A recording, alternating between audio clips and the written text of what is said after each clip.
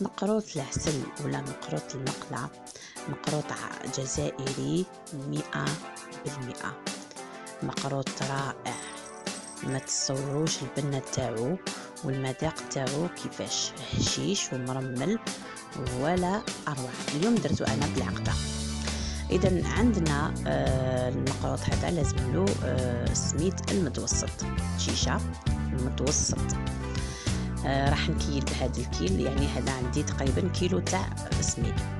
نكيل 3 كيلات شويه بومبي، يعني ماهمش معمرين، ماشي بومبي وين تكون الكيله معمره. 3 كيلات سميد متوسط.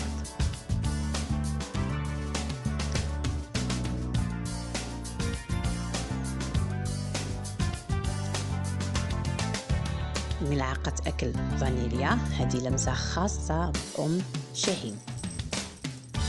ملعقة أكل سكر، و4 ملاعق فرينة. نخلط الخليط جيدا حتى تتخلط المقادير مع بعضها.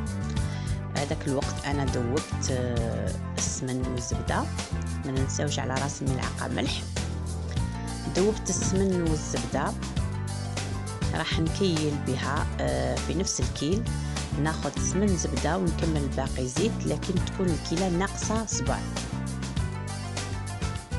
نخلط الخليط ونحط هذوك الليدام ونخلي حبيبات السميد تتشرب هذاك الليدام كامل.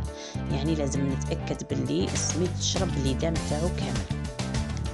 اللي ما عندهاش بيطره تستعمل يديها، زمان كانوا يخدموا بيديهم. أنا فقط نسرع العملية ونخلي الخليط هذا يبات ليلة كاملة من الأحسن، أو نديرو الصباح ومن بعد العشية نخدمو.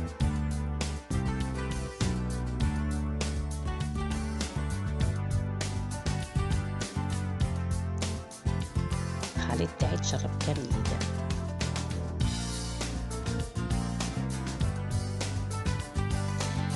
بعد ما بات الخليط تاعي كامل، شوفوا كيفاش تشرب. راح ناخذ حبيبه تاع بيض وناخذ كميه من ماء الزهر والماء. نخلط خليط بين ماء الزهر والماء.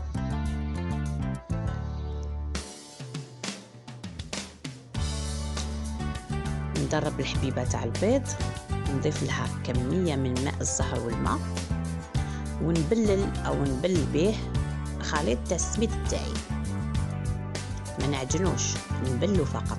يتخدم بيديها باطراف الاصابع فقط، تبلو مليح مليح، يعني يشرب الماء. يعني نعطيه كميه مليحه من ماء الزهر والماء.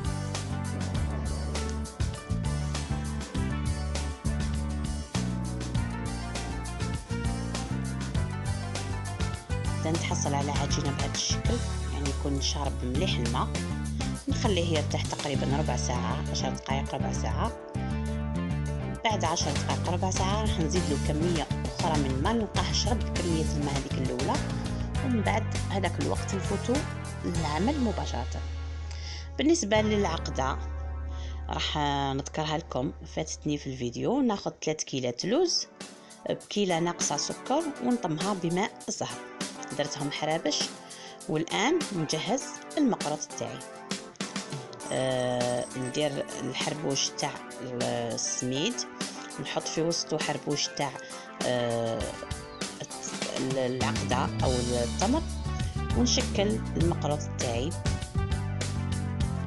مباشرة. المقلة تكون زيت سخونة ونقليه، يتحصلوا على لون يكون شباب. من المقلة مباشرة العسل،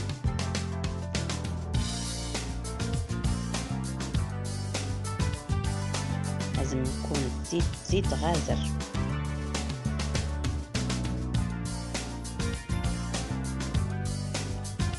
نعسلوه، العسيلة تكون باردة وهو يكون سخون، يعني بحرارة الغرفة. والمقروط تاعي جاهز بالصحة والهنا. مقروط العسل ولا أروع. إلى عجبكم الفيديو ما تنسوش تبارطاجيوه وتدعوا أحبابكم وأصدقائكم باش يشاركوني القناة.